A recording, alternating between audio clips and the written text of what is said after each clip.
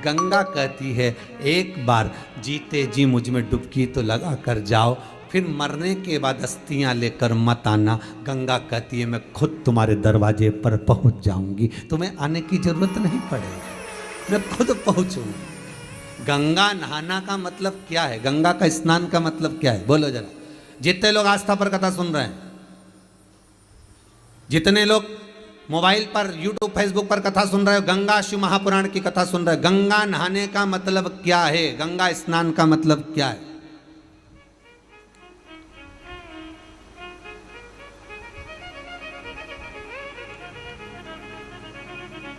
नहाने का और स्नान में अंतर क्या है? पहले भी एक बार कहा नहाने और स्नान में अंतर क्या है। आप लोगों में से कितने लोग हैं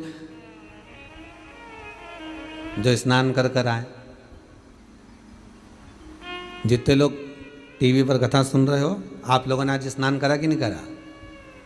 और जितने लोग जहाँ जहाँ मोबाइल पर कथा सुन रहे हो, दिल से बोलना आप लोगों में से किसी ने स्नान करा कि नहीं करा? तो आप लोग मुंडी हिला कर रखोगे हमने तो स्नान करा साहब, है। पर स्नान और नहाने में अंतर है रे बाबू, स्नान और नहाने में अंतर है। नहाना किसको कहा गया? वॉशरूम में गए, शैम्पू लगाया, साबुन लगाया, डब्बा भर पानी डाल लिया, इसको कहते हैं नहाना। ये तो आप लोगों ने करा होगा। इसको स्नान नहीं कह सकते। शिव महापुराण में इसको स्नान नहीं कहा गया,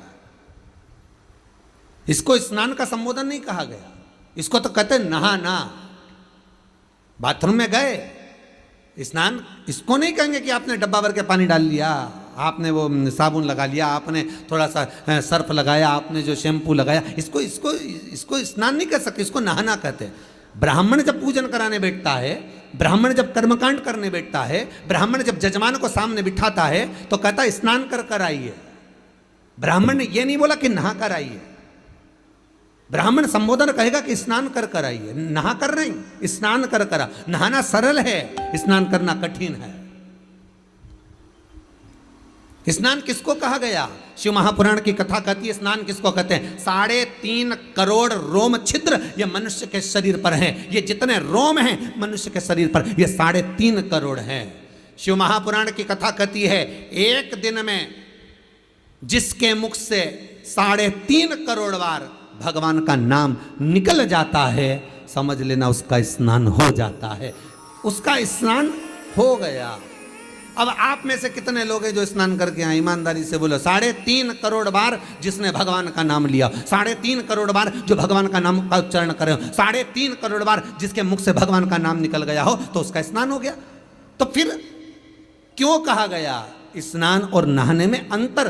तो क्यों कहते हैं संत, क्यों कहते हैं साधु, क्यों कहते हैं तपस्वी, साधक, उपासक, कथाकार? बार बार आपसे क्यों कहते हैं कि जहां कथा हो रही हो, चाहे टीवी पर चल रही हो, चाहे मोबाइल पर चल रही हो, चाहे कुबेरेश्वर धाम में चल रही हो, कथा जहां हो रही हो, कथा जहां सुनने को मिल रही हो, वहां थोड़ी देर बैठकर कथा का रसस्वादन करिए, वहां बैठकर कथा सुनिए। क्यों कहा जाता है? उसका कहने का कारण केवल इतना सा है कि जब आप कथा सुनने के लिए बैठते हो, 3.5 करोड़ रोम छिद्र इस मनुष्य के शरीर में है, रोमावली इस मनुष्य के शरीर में है। जब व्यक्ति कथा सुनने के लिए बैठता है और ब्राह्मण जन, साधु जन, तपस्वी जन, साधक, उपासक जब कथा कहते हैं, उनके मुख से जो शब्द बहते हैं, उनके मुख से जो शब्द निकलते हैं, कथा का रसास्वादन जो निकलता है, ये 3.5 करोड़ रोम छिद्रों में समाता है और व्यक्ति का स्नान अपने आप हो जाता है। उसको जपने की भी जरूरत नहीं पड़ती, मात्र उसने सुना, उसमें उसका कल्याण हो।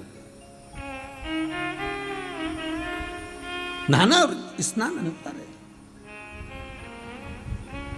कर्मकांडी ब्राह्मण, कभी विद्वान ब्राह्मण, कभी साधुजन, आचार्यजन, शास्त्रीजन, कभी विद्वतजन, जितने ब्राह्मण इस भारत की भूमि पर आपको मिलेंगे, जब बाहर मिलेंगे, जो भी कहेंगे तो एक ही बात कहेंगे, जाकर स्नान करिए आइए, पूजन पे बैठ जाइए, जाओ स्नान कर आओ, अभिषेक पे बैठिए। नहाने का नहीं बोलेंगे, स्नान का बोलेंगे। स्नान का मतलब है कि जाओ थोड़ी देर भगवान का भजन गाओ, भक्ति को अपने भीतर उतारो। जब भक्ति भीतर उतर जाएगी तो पूजन करने जब बैठोगे तो आप रूप सुख का अनुभव, सुख का आनंद प्राप्त हो जाएगा अपने आप।